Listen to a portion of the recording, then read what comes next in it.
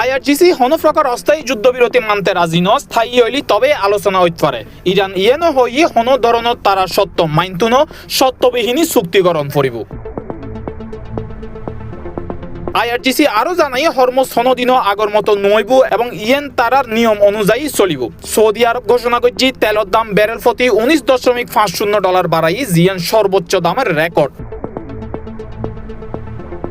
ইন্দি ইরানত সর্বোচ্চ হামলা চালার ইসরায়েল সকালত ইরানের শিক্ষা প্রতিষ্ঠানে কিন্তু ব্যাপক হামলা চালাই বাহরান ইউএনরে সম্মিলিত উদ্যোগ গ্রহণ করি বেলা হইয়া হরমুজ খুলি বেলাই দরকার হইলে মিলিটারি অ্যাকশন লইব। এগিনের হন কিছুই হাস নকরিব যতক্ষণ না পর্যন্ত স্থায়ী যুদ্ধবিরতির আলোচনা শুরু নয়। গত 24 ঘন্টাত ইরানের অনুমতি লইনে 15 জাহাজ হরমুজ প্রণালী পার হই। প্রণালী বে এখনো পুরোপুরি বন্ধ নয়, তবে ইরানের নিয়ন্ত্রণত আছে। ট্রাম্প হরা হুমকি দিয়ে হই 7 এপ্রিল আজি মঙ্গলবার ইরানের পাওয়ার প্ল্যান্ট ও ব্রিজত হামলা চালাইব যদি হরমুজ প্রণালী খুলি নদে। ইয়েনওয়েল দিয়ার আগর 48 ঘন্টার ডেডলাইনত ধারাবাহিকতা। ইরানও হই হুমকি অপরাধমূলক এবং যেহনো রকম মার্কিন আক্রমণের জবাব দিয়ে হইব।